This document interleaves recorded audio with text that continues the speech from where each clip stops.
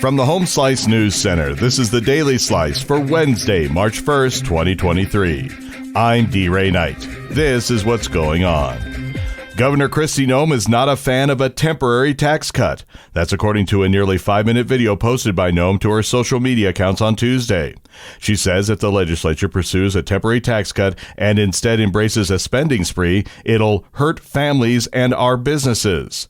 Monday, the Senate Taxation Committee agreed to a 0.3% sales tax cut on the condition that a sunset clause be attached to the bill at the behest of Senate leadership. That means that the sales tax would go back to 4.5% July 1st, 2025 if the bill were to pass in its current form. Last week, Noem said she didn't intend to leave the session without a tax cut, and Tuesday, she threatened to veto a temporary one. A bill aimed at drag shows died in committee. Amy Rose has more. A bill that was in response to a drag show hosted at SDSU was killed in a Senate committee Tuesday morning. HB 1116 would ban the use of school district, state university, or state property from hosting lewd or lascivious content. Senators Sidney Davis, Kyle Schoenfish, and Tim Reed joined the committee's lone Democrat Sean Bordeaux of Mission in a successful effort to defeat the bill. Some lawmakers and other activists worried the bill would unnecessarily affect free speech on campuses.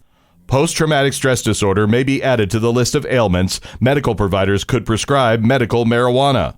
The House Health and Human Services Committee Tuesday passed SB 1 on an 8-5 vote. The bill also removes the State Department of Health from decision-making over which disorders medical cannabis can be used. If passed, the measure would allow the legislature to add or to subtract diagnoses from medical marijuana usage.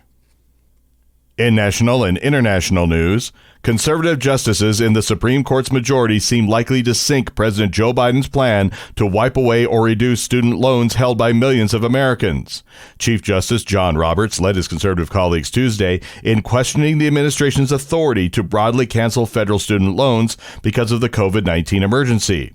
The plan so far has been blocked by Republican-appointed judges in lower courts. The Biden administration says 26 million people have applied and 16 million have been approved to have up to $20,000 in federal student loans forgiven. The program is estimated to cost $400 billion over 30 years. The controversial mayor of Chicago will not get a second term.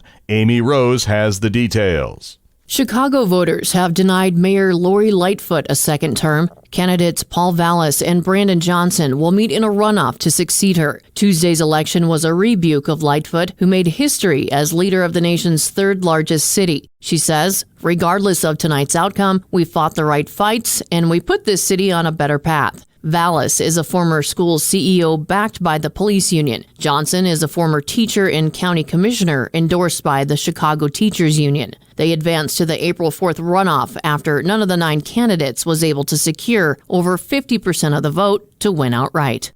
Now the latest on the war in Ukraine.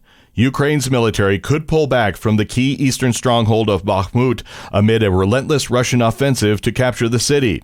An advisor to Ukrainian President Volodymyr Zelensky said Wednesday that Ukraine's military could strategically pull back from the devastated city, adding, "We're not going to sacrifice all of our people just for nothing."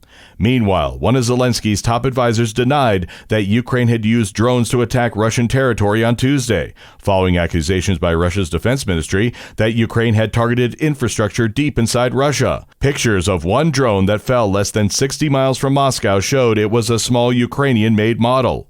A Kremlin spokesman said Russia doesn't believe Ukraine's denial. Your weather forecast from the Home Slice Weather Center. Sunny early with clouds developing in the afternoon and a high of 34. Flurries possible tonight with a low of 22.